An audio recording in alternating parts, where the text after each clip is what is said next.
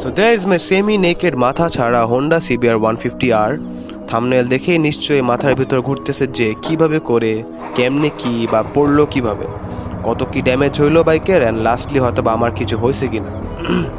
আগেই বলে নেই আমার কিছুই হয় নাই লাকিলি, বাট বাইকের একটু ক্ষতি হয়েছে।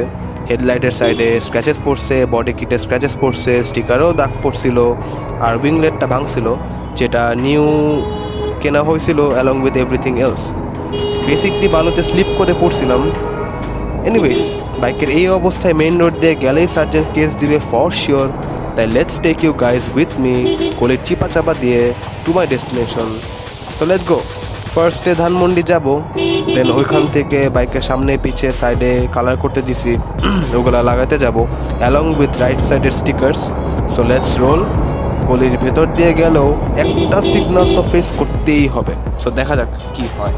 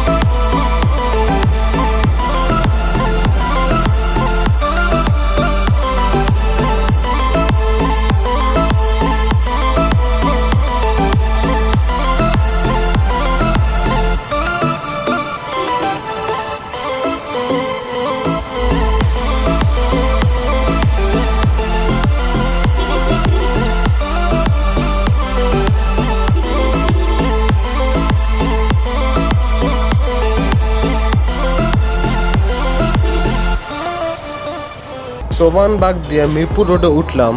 সো যাবো হচ্ছে ধানমন্ডি 14 রেতে, যার জন্য 31 নম্বর সিগন্যালটা ফেস করাই লাগবে। যারা এদিক দিয়ে ধানমন্ডি ঢুকেন, সো দ্য নোজ এখানে অল টাইম সার্জেন্ট বসে থাকে। সো যেহেতু ওই সাইডের সিগন্যালটা খোলা, সো ইনস্ট্যান্ট প্ল্যান হচ্ছে কোনো রকম রাইট সাইড দিয়ে ইউ টার্ন নিয়ে 30 নম্বর দিয়ে ঢুকবো। And yes, successfully right side দিয়ে নিজেকে হাইড করে ঢুকতে সক্ষম হইলাম। সো 30 নম্বর দিয়ে ঢুকে লেটস গো টু 14 রে ডিরেক্টলি নাও।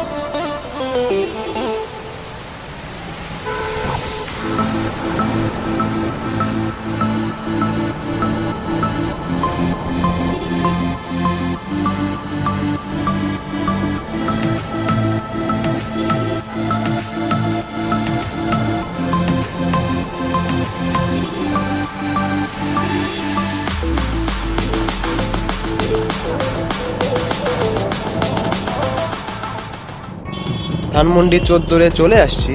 এখানে ভাই ব্রাদারদের সাথে এক কাপ কফি খাবো, দেন লালমাটিয়া হয়ে মোহাম্মদপুর টাউন হলে যাব। ওইখানেই কালারিংয়ে দিছি জাহাঙ্গীর ভাইয়ের কাছে, অ্যান্ড তার কালার ফিনিশিং খুবই ভালো। এর আগে আমার রিমসগুলো উনিই কালার করছিল। এনিওয়েজ, সবাই কোথায়? ও আচ্ছা, গদ্দেম। বাইক থেকে নেমে দেখাচ্ছি আমি এক্স্যাক্টলি বাইকের এখন কি অবস্থা, দেন ডাইরেক্টলি আপনাদের মোহাম্মদপুর নিয়ে যাব।